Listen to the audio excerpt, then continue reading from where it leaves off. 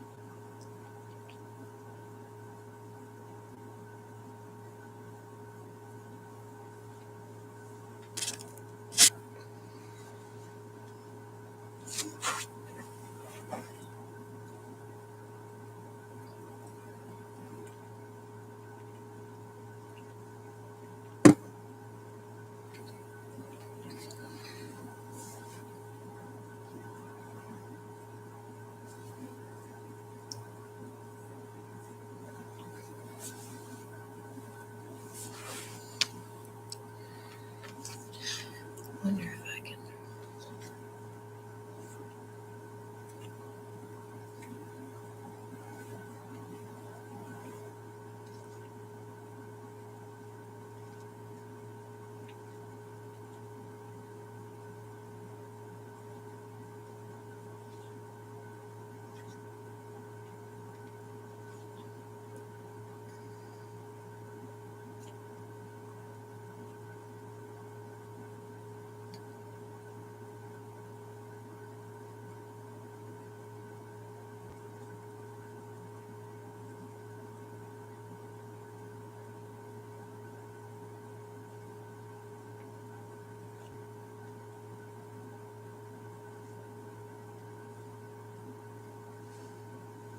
I don't know how to do the thing. I'm trying to do the thing.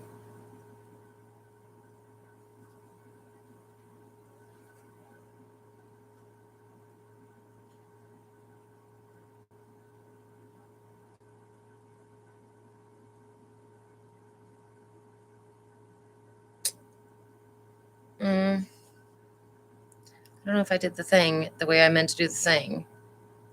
I don't think I meant.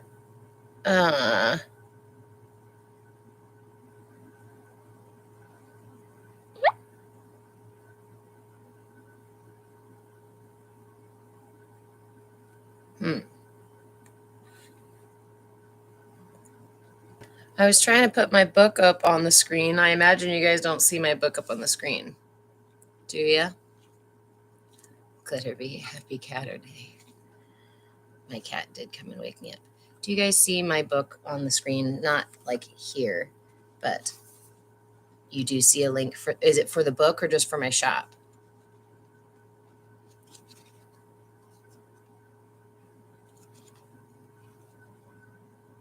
I just want to make sure because if it's for cards. Okay. All right. Shoot. I don't know how to take it off. I don't know how to turn it off.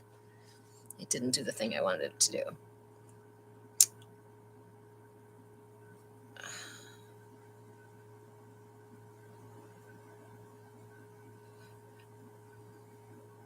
I think I have to like exit the live and come back in because I don't know how else to make it go away.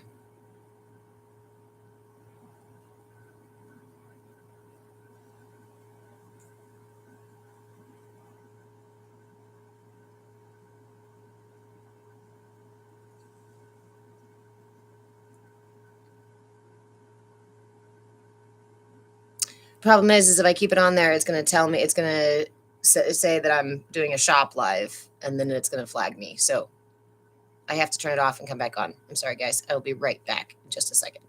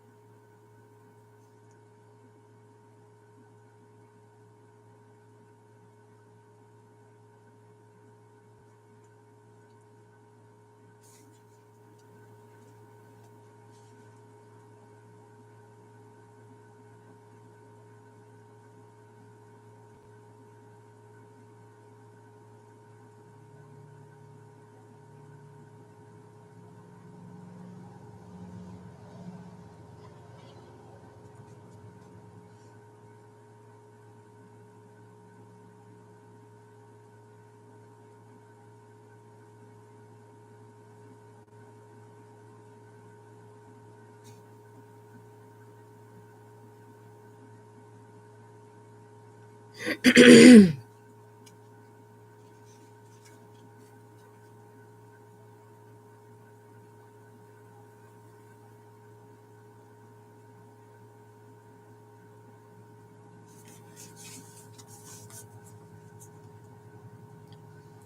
Hashgar. How are you this morning? Welcome back, Glitterbee. Should we just sit here quietly and read our copies of this book?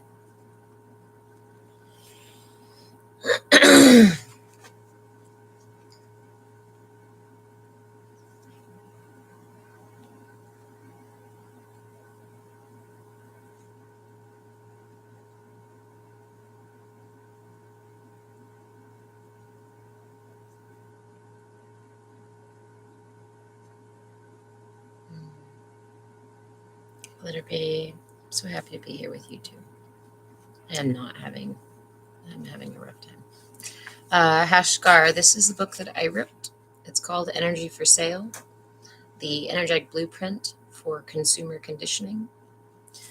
I use the chakra system as a window, as a framework for understanding how we are conditioned by our culture, by the system within the paradigm within our culture, the narrative, to prime us to be consumers and soldiers and workers, and to remain inside of little boxes on the hillside.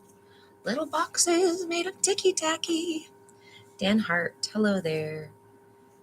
So you just decided to go into sober living because I couldn't stop drinking me home. Nice. I know I've known friends who that works really, really well for, and they feel really supportive. I know somebody here in my local area who works to help people get into supportive living situations and out of struggling situations like that. So I'm proud of you, my friend.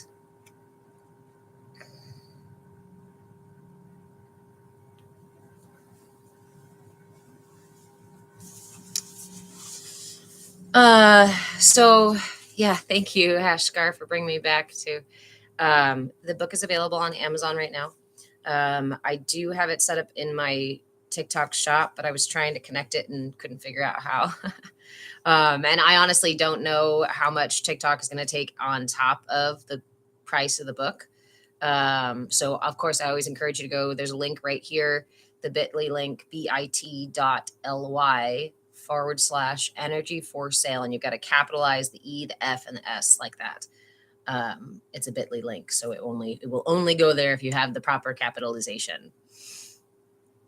Yeah, so I'm actually going to be joining a panel on Tuesday where we're going to be talking about media literacy.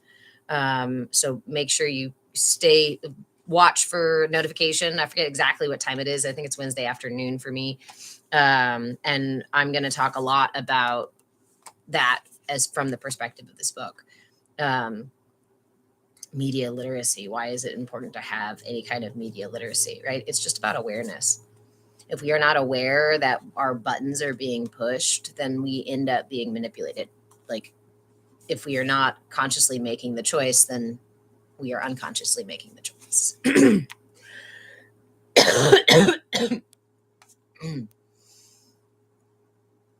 And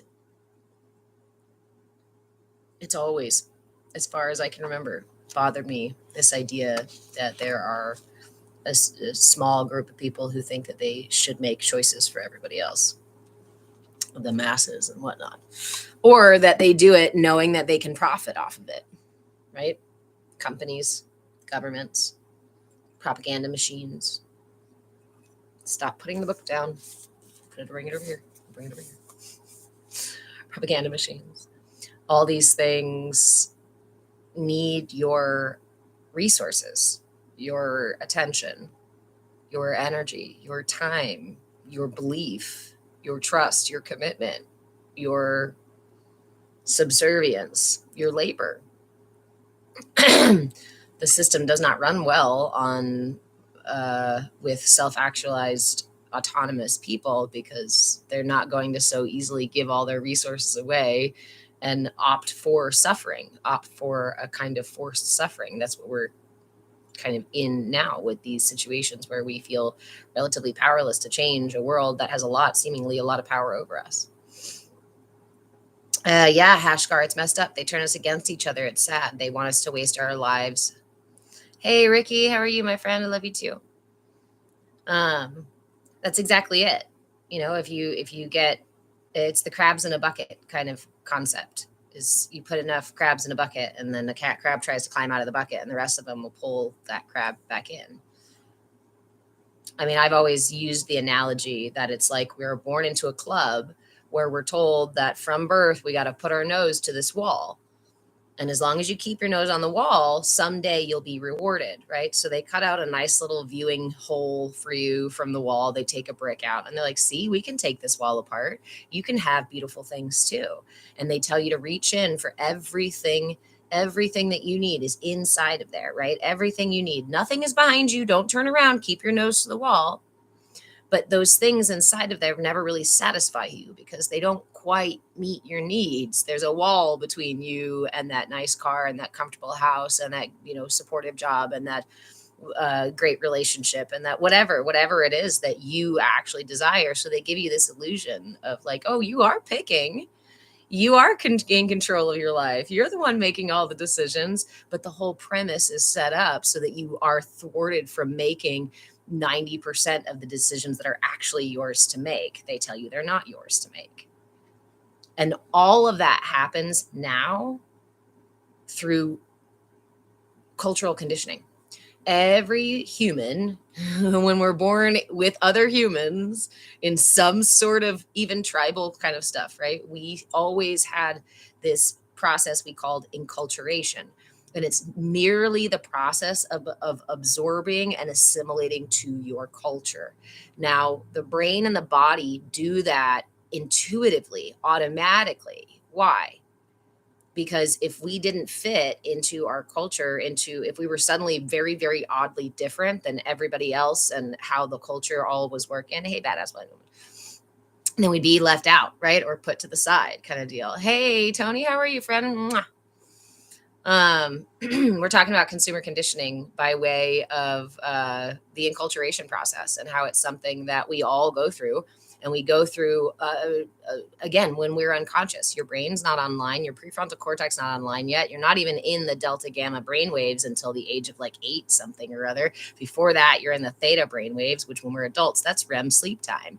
Kids are walking around in the REM sleep time, absorbing everything around them. The food, the smells, the clothing, the textures, the words, the beliefs, all of it. Everything. That's why we call children sponges, is because we absorb all of that information at a very young age. But right now, the way we live, thank you, friends, the way we live, this culture we live in, is now knows that they can very intentionally thwart your ability to satisfy your own needs. And when they do that, they keep you clamoring for whatever they're selling. I was talking to somebody the other day and hey, friend, how are you?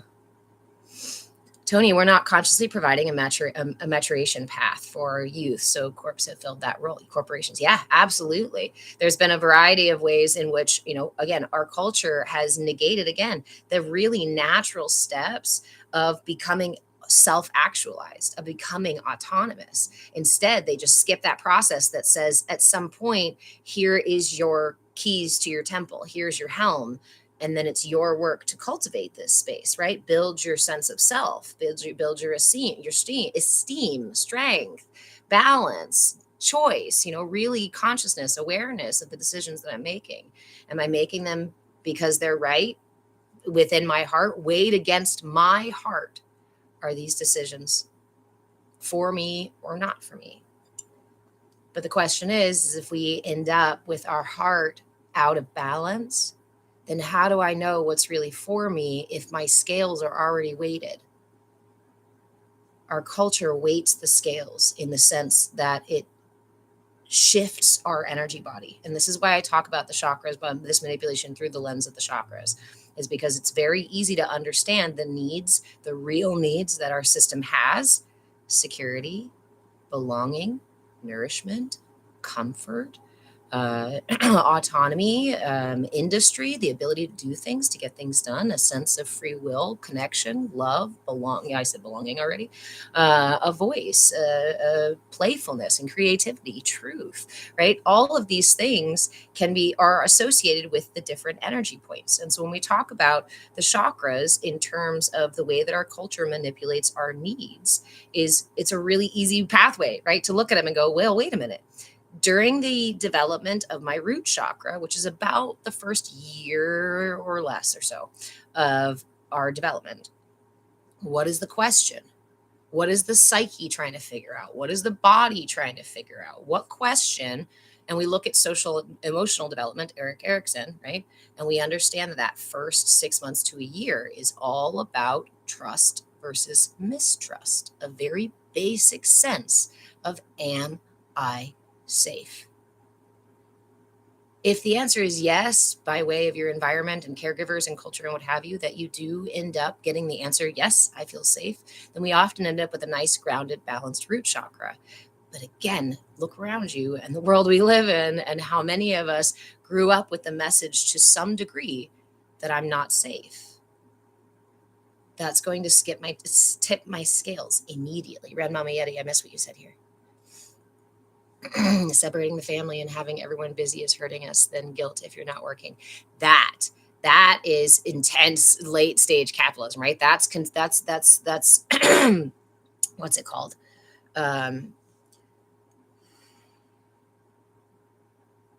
Just be a good little worker bee. Be a good little worker bee. And if you can't keep up with the pace of the culture, there's something wrong with you and you're broken. But we set the pace of the culture at such a tilt that we're all running 45-degree angle through life, screaming, just barely able to fucking survive, just to hit the sack every day. And at the end of the day and go, whew, I just barely made it. Is this normal? Again, like we got our noses to the wall. If I turn around and start asking people at the wall, guys, is this normal? This seems really weird. Something inside of me says that this is What do people around me say? Don't question the wall. Just keep your nose to it and everything will be okay. Oh no, there's the fear mongering in there. There's the don't turn around, don't walk away, or the entire system will collapse if you don't keep up the breakneck pace. If you dare to step away from the wall, the whole wall is going to fall and everybody else around you is going to suffer. Do you want that responsibility? Jeez, it's just a wall. It should be able to hold itself up, don't you think?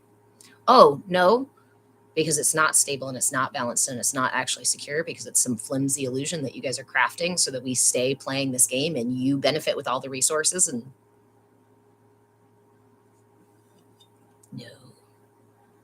no, thank you. So I wrote this book. It's called Energy for Sale. And it goes through, it's a pretty slim little deal. I'm not making you commit to a huge project here.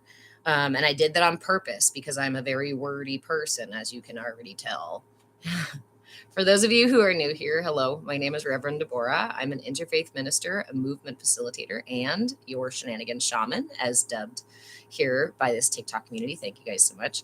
We are live on TikTok and YouTube, and I go live every Saturday from 10 a.m. until whenever my computers die or my phone dies or I get too hungry and need to run off.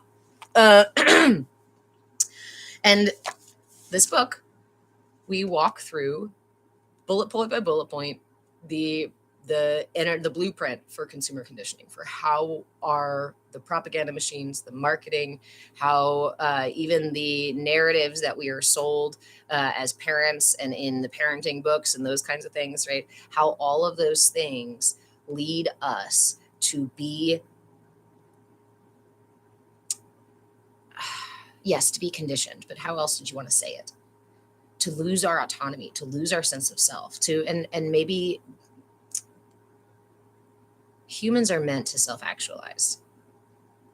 When we've been sold some really, really long-standing narratives that we're not meant to be autonomous in our own, we're actually meant to fall in line and follow suit and obey and be obedient, right?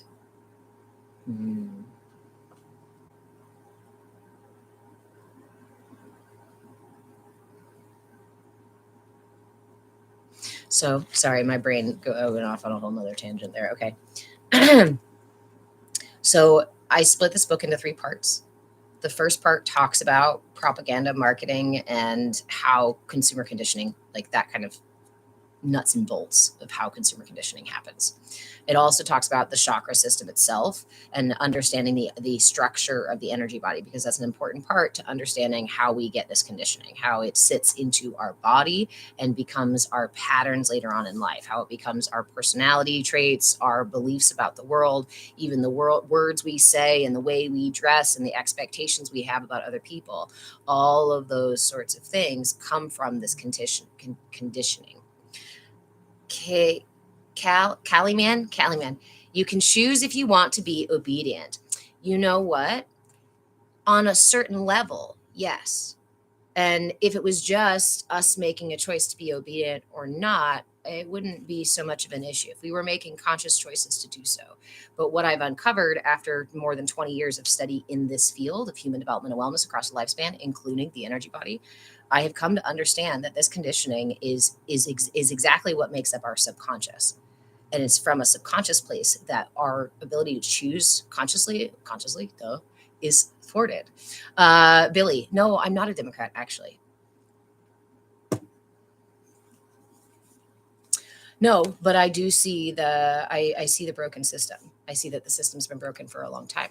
And I see that there are people, Democrat, Republican, all over this country who are benefiting from our lack of autonomy, from the unconscious obedience that becomes conditioned in people when they live in American culture and the Western culture here. And everything included here in this book, all this stuff is stuff that you can go look up, that you can fact check for yourself if you want to. It's all putting the pieces. What I've done here with this book is just put the pieces together so it's much more easy to understand and go, oh, wait, when we look through the lens of the chakras, then we understand so much easier all of these ways in which the culture thwarts our ability to get our own needs met, and therefore keeps us clamoring, keeps us unhealthy, keeps us unwell, keeps us hoping, keeps us begging the system for more, only to get scraps. And that has been over several generations that we have been getting, that the culture has been delivering less and less and less in exchange for more and more and more of your labor. Kellyman, we are here temporarily to have a human experience, nothing else. Well, we are all here to have whatever experience we want to have. It's not my choice. It's not my decision to make your experience for you or to choose your experience for you whatsoever. That's up to you. So what if you knew that your culture was taking that choice away from you and saying, no, actually, we're going to make sure that it's really hard for you to make those choices for yourself. It's going to be really hard for you to say, I don't want to be part of the system, guys. I'm sorry. Because when that happens, how are you going to get housing if you're not going to pay rent? How are you going to get food if you're not going to earn the paper stuff to pay the stuff at the place? How are you going to drive if you don't have that license and the insurance? And how are you going to get medical care unless you have the certain cards and the things and the labels? And how are you going to get that driver's license in the first place unless you have the paperwork and the number, your specific number, and the certificate that says where are you from? I'm sorry, you can't be here. You're a human. I get that you're a human, but which kind of human are you? We have to categorize you humans in different places in different ways so we know how to treat you and we know who you belong to. Yes, that is why the system is broken. And that's why I put this book out now, Energy for Sale. Again, my name is Rev Deborah. This is available on Amazon. There's a bit.ly link on the screen here on TikTok for those of you on YouTube. There is also one in the little info about the session here too. So,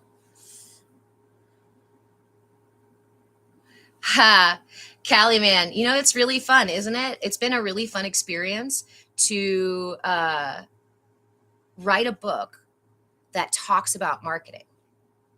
Write a book that talks about how insidious the system is that causes us to constantly clamor. But I'm not sitting here and trying to trick you into buying. I'm not intentionally changing my voice or my look or my narrative or anything to manipulate you into getting this book. I'm sitting here telling you a story, just whether I had a book in my hand or not, I'd be telling you the same thing. And it's like it's that whole double-edged sword thing. I put it on Amazon. I don't like Amazon. I don't buy from Amazon. But Amazon was the quickest way to get it published, and it's one of the most accessible ways to get it out to people. So did I swallow that pill so that I could get it out to people? Yeah, I did. Does it make this false? No. It means, like I said, unless you're willing to participate in and work with the system in some ways, then how are you going to even survive? Right? Because we have it, this world is built in a way. Have you ever tried to go out there and live on your own without citizenship anywhere, without cash dollars anywhere, without the car to get around with and go build your own little shack out in the woods until somebody comes and goes, you can't be here?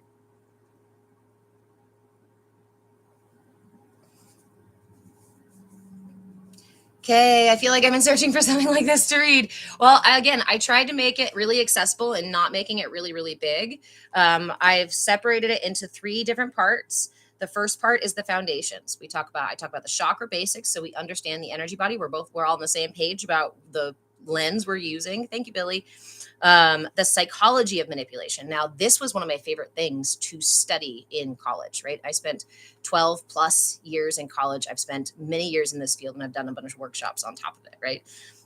But the psychology of how marketing really gets into you is some really amazing stuff. And I've seen some really interesting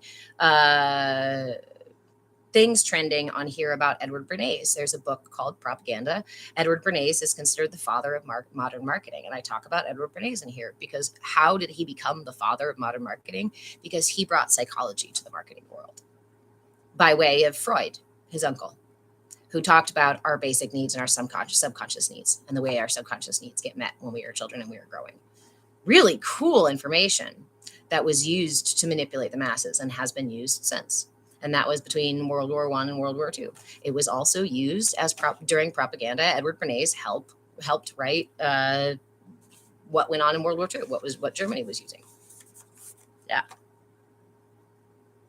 And we wonder, how did it happen, right? In the world we're in right now, we look back and we still wonder, how did that happen? Because propaganda manipulates you. It triggers your unconscious programming. It triggers your sense of needs, lack of sense of self, and it wants to get you emotionally involved. And when it's got you emotionally involved, what does that do? It takes the energy, the focus from the part of your brain that says, this one or this one. Which one really is for me, and pulls you down here to that place where you might do or say something and go, well, I had no choice. Well, they made me do it. Somebody cuts you off in traffic and you have a road rage episode. Are you going to blame the person who cut you off in traffic? I mean, I think most of us who are in that road rage cycle often do. We'll blame that person who's doing that, right? Well, it's their fault. They made me do it. They deserved it. I felt justified. They needed it. You were triggered and you reacted. You repeated an action that was written into your system when you were much younger. A protective action, one that's meant to satisfy a need. In that case, safety. Callie, just saying the system is broken is easy. Why is the system broken and what can we do? Well, that's what I'm talking about in here, because this first section is about why it's broken, how it's broken.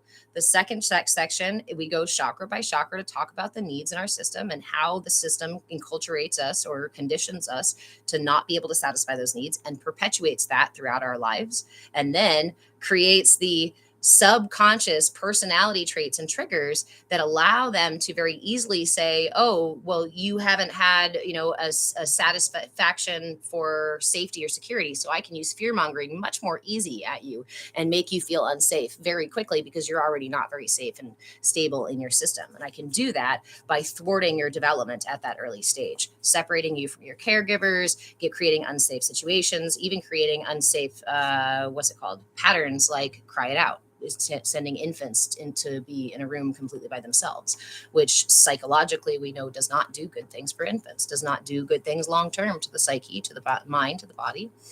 And then the third piece, I talk about energy sovereignty. The third part of this, I share ideas on how to detox, how to become aware, how to bring back your locus of control when you've been triggered. And we do so, again, this is not the end all be all of all the tools, but balancing your energy body means learning to satisfy the needs of your system and learning to satisfy them in a truly satisfactory way. That's what we do, is we reclaim our energy. We bring that back home.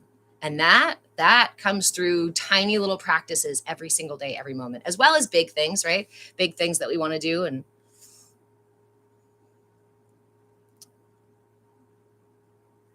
sin, I believe the system will always be broken. All we can do is try to survive. Then that's your path. That's your experience. And that's okay for you to have that experience, right? I'm not so into that idea. I don't subscribe to that idea. So I do believe we can change things because the system has not always been this way. But again, the narrative that it has always been this way and there's nothing you can do to change it is another powerless narrative that thwarts you from being able to build that kind of power to make that kind of change, to bring back that locus of control so you can start making those choices for yourself. Instead, we just go, oh, well, there's nothing I can do. And it creates apathy toward the system and it thwarts our ability to build that strength. Yeah. But again, it's like each to each their own, right? If you want to choose to engage in the system, if you want to choose marketing as a career because you love manipulating people and you see that it makes you a bunch of money to do so and that feels good to you, then my friend, do your thing. I'm not here to tell you to stop.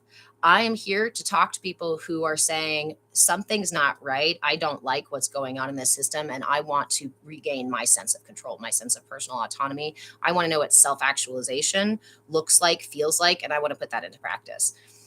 Not everybody wants to do that, and that's totally cool. Kay, you ask, can I assist school-age children when he gets triggered to help prevent negative behaviors? It depends on the age of the child. It depends on the skills the child already has. I am a huge fan of some of the simplest practices, like taking a few breaths, sensory things like stomping, running around, rolling around, self hugs, rocking, bouncing. There are all kinds of, especially for children, somatic stuff, body movement stuff, voice things that allow the energy of the what they're feeling to be released. Oftentimes as children, we do not know how to process our emotions because we're also taught to shove them back down. So one of the first things that I do when I'm working with kids who are struggling with behaviors like that is to just start to teach them how to safely release the energy. Because when you get upset, tell me you can't feel it. Of course you can feel it, right? We all feel it. When anger hits us, you feel the way it makes your jaw clench and your fists ball up and maybe your shoulders get this way or your belly gets hot. You feel it. So one of the first things I do, I ask them, where do you feel this right now? And it takes their brain away from to inquisitive, right? How does it feel? How does it look? What does it sound like? What does it taste like? And then you get kids going, what? What does my feeling taste like, right? One of my favorite tricks with children is that if you can step out of the linear A, B, C, D, no, think outside the box. One of the best things to do is to get them to go, huh? Because when you go, huh?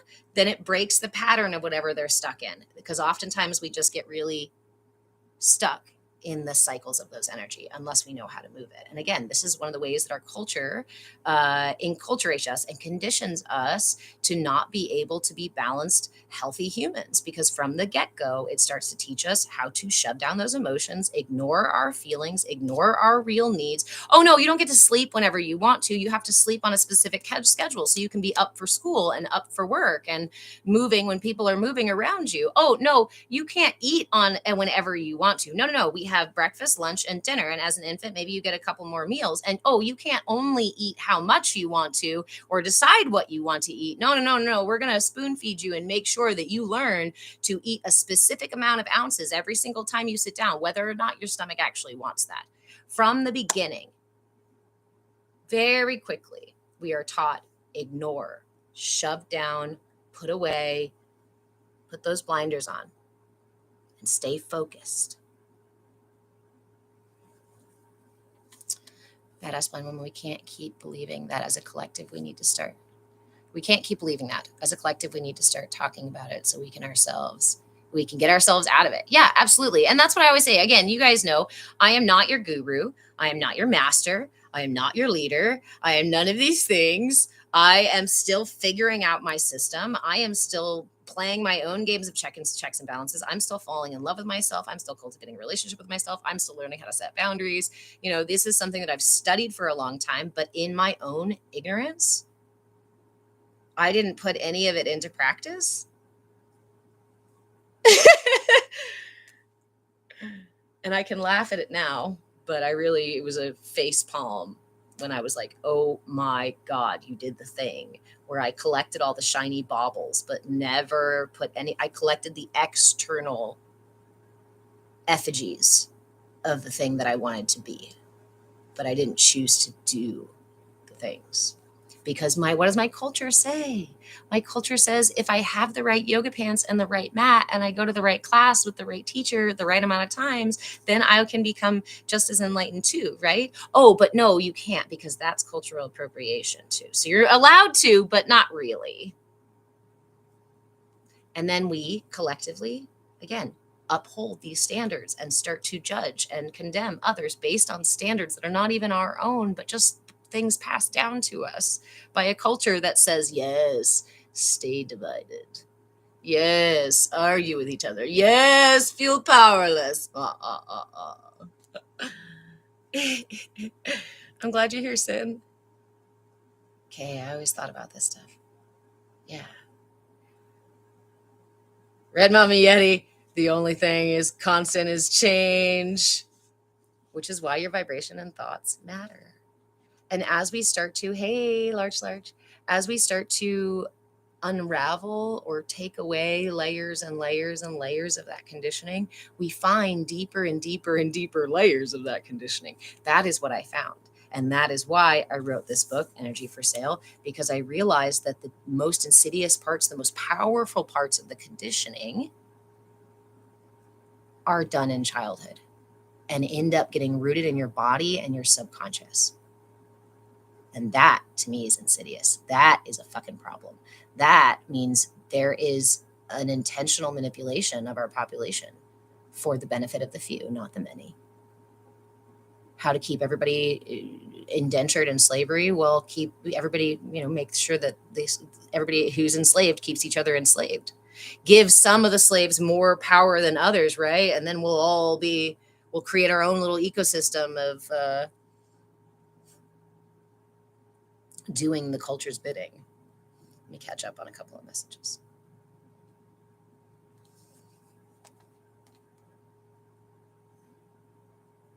Red Mama Yeti, I get lots of guilt from family because my kids aren't on a detailed schedule and I let them eat when hungry, sleep when tired. Oh my gosh, you're letting them be humans with their own choices?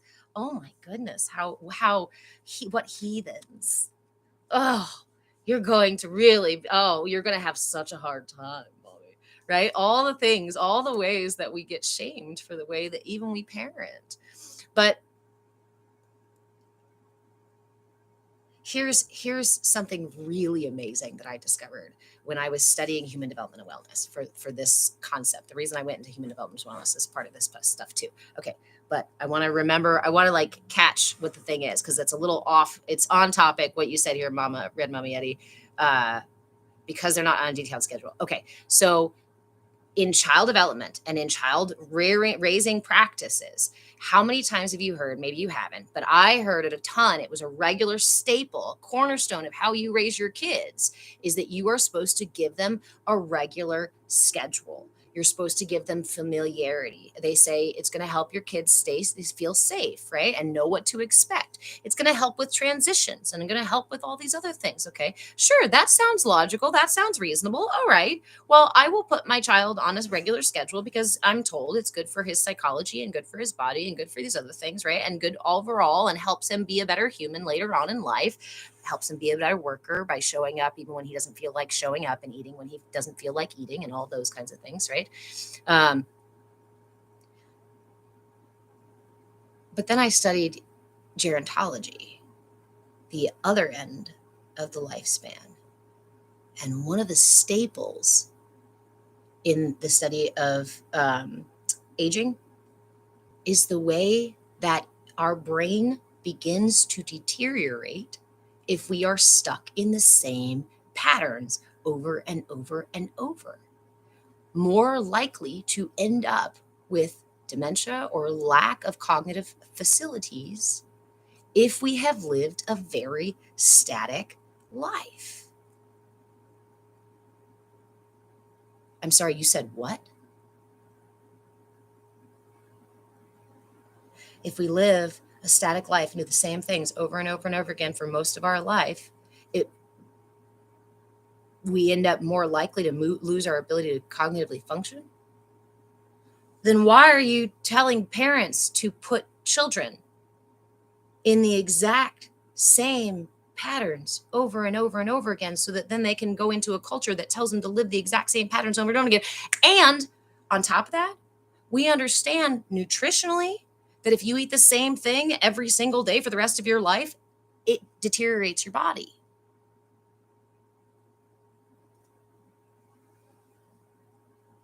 So we are not supposed to live in perpetual sameness, but all of this part of our culture says you're supposed to, it's good for you. It's good for you to have a schedule. It's good for you to drink X amount of ounces of water every single day. And every single body needs 8 hours of sleep. And every single body needs 4 ounces of red meat. And every single body needs this.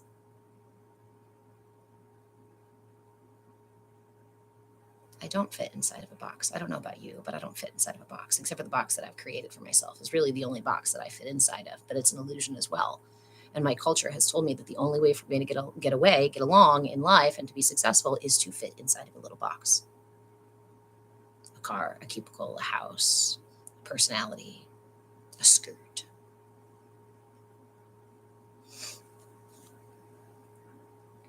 Okay. Oh my God, this also contributes to depression. Yeah. Yeah. Because again, that's cognitive, that's imbalance in our systems. Depression is an indication that something is out of balance.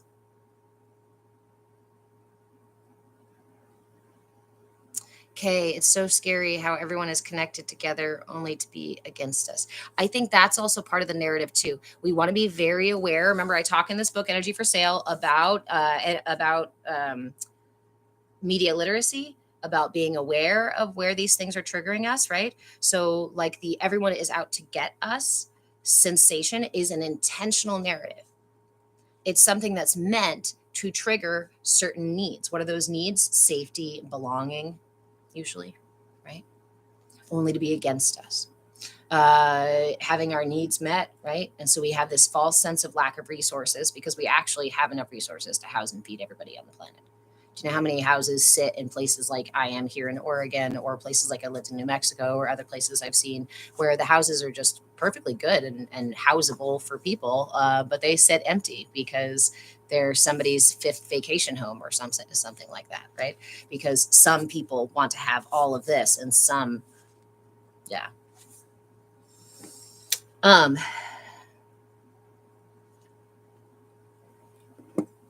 it's a specific narrative that triggers a specific need. And when we break it down to what need is being triggered right now, it'll tell me where I need to bring balance, right? So everybody's against us. For me to counteract the everybody's against us narrative, I think one of the first things that I would do would be to connect with real world people, probably like in my community kind of thing, and maybe take the brazen chance at just talking to people, going to some sort of, I don't know, farmer's market or thing, and listening into what people are talking about, being willing to have conversations with people. Some people are willing to have the conversations and some people are not. And you're going to meet people who don't agree with you, and you're going to meet people who do agree with you, depending on where you are, right? I would engage in these conversations online as well and find people who are not against you. Find people you can relate to. Find people who do believe and want some of the same things in the world that you do. There's no problem. In fact, it's beneficial to us to create tribe with people who we feel similar to. Like that's how we find our little kin in this lifetime. Does it mean that we have to shut out everybody else? No, it doesn't serve us to only live in our same world of sameness. Red Mummy, and your kid is going to fail if you aren't their secretary for fun. That one hits me a lot. I know I'm teaching my son, we homeschool, and a big part of our homeschool for these first several years has been basic human life skills. Yeah, he's learning math. Yeah, we're talking quantum physics, but he's also learning how to do the dishes and to, take care of his space every day. That's more important in our home, is the basics. What's the first thing? What's the most important thing we do every day is in some way take care of ourselves and the space around us, because it's not just us, right? I can take care of myself all day long, but if I don't take care of my space, then my clean body sitting on a, dirty pile of clothes is not quite the same sort of. So one of the biggest things I teach him right now really is just about building personal strength, autonomy, building his sense of, I can make myself a sandwich. I can make myself an egg. Heck, I can make us a pizza, right? These things that kind of get lost in public school, because public school oftentimes wants to teach us what? Just to follow the arbitrary rules and repeat back the answers. The kid who can repeat back the answers best is the one that wins there. Okay, I never believed the water thing. Why do they teach us that stuff that goes against our nature? To condition us into imbalance. If they constantly keep you off balance, right? If they give you all these messages that are false, that are falsities, false ways to meet your needs. For example, hold on, I'm several messages behind, so let me hold on. Hi, Kaylee, hi. How are you, my friend? Okay, why did this teach us that stuff? So, what was I going to do?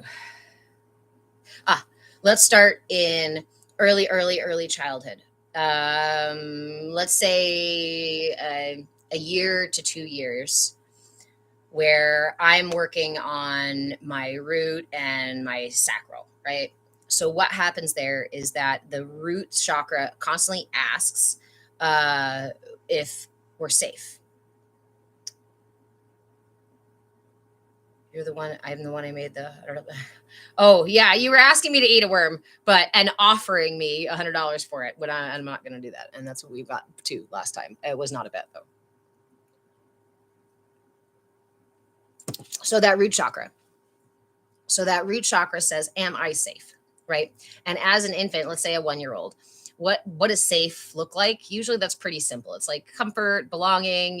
If a loud noise goes by, a big truck goes by the house and it rattles the windows or startles the baby, what is that? That's a feeling of not being safe. Simple, nice and easy. It's not, I don't feel safe. So what happens? The energy moves from the root chakra, which is all grounded and settled, and it lifts up. Do you know that feeling of fear? How it lifts up in you? Why? Because it moves into your sacral chakra, which says, help. Or it moves or it moves all the way up into the solar plexus, which goes, ah, and you can do something about it. But when it's in the sacral chakra and we're infants, because we don't have the solar plexus yet, I can't run away from that sound. Let's say I'm young enough that I can't run yet, right? I can't run away from that sound. I can't stop it. I can't go figure out what's going on to quiet my mind about it. I'm a baby. So what do? Is I ask for help. That energy moves from my root chakra and says, oh no, and moves toward my sacral chakra. And my sacral chakra, it says, wah, wah, wah, something's not right. What my system expects via evolution, via human, natural human development, is some kind of comfort. And that could be my caregiver picking me up. That could be my caregiver picking me up, right? And that would probably be a really nice caregiver pick me up, or take some deep breaths, or I can feel my caregiver's heartbeat nice and calm next to my little racing heart. Like, okay, this is checking in, grounding in, somewhere safe. Maybe some rocking, maybe some sweet words. Now, what if when that happens, your caregiver believes that the best thing to do is to give you a sweet treat, a lollipop or a cookie? Oh, you're unhappy. Let me give you a cookie. Oh, something scared you. Here's a screen for you to watch so you can relax, right? That develops a pattern, an unconscious pattern that gets written into that trigger. So every single time, if that happens, if every time my energy goes, I'm not safe, somebody help, and the answer to the help is a screen, some candy, these sorts of things are going to be the things we later reach for, because that's how we were taught to bring ourselves back to feeling safe. Like a learned behavior, Kay. Yes. It's conditioning. But I talk about it through the sense of the energy body of the chakras in my book, Energy for Sale. It is available on Amazon. I know the irony. Trust me. It's not lost on me of selling a book about marketing manipulation to a place like Amazon. But this is the world we live in. So thank you guys for taking this awesome journey with me. So that becomes the way that we regulate ourselves. Glitterbee, being unregulated is one of the worst sensations. It just means we don't feel balanced and safe. And when we're infants and we're just learning all this stuff and we're just experiencing all this stuff, just a fart can feel really scary, right? Like, what is that? Why? You ever seen an infant try to sneeze? You know what I mean? Like, you're like, oh man, you're figuring out your little meat bag. That must be really weird, right? To be a cluster of stardust or something all into your meat bag. And now you got to figure out how to drive this thing. Ugh. But remember, do you, if you do, how much of your attention every gurgle in your belly took, every belch, every fart, every step, every attempt to grab somebody's earring, how much of your attention that took? All of your attention, all of your focus. Because you were first learning how to do it. When you're learning to paint or play piano or ride a bike or drive a car, it takes all of your attention, all of your focus. But as soon as you get more conditioned, it becomes more habitual and it starts to work in the background. I don't think about breathing. I barely think about farting.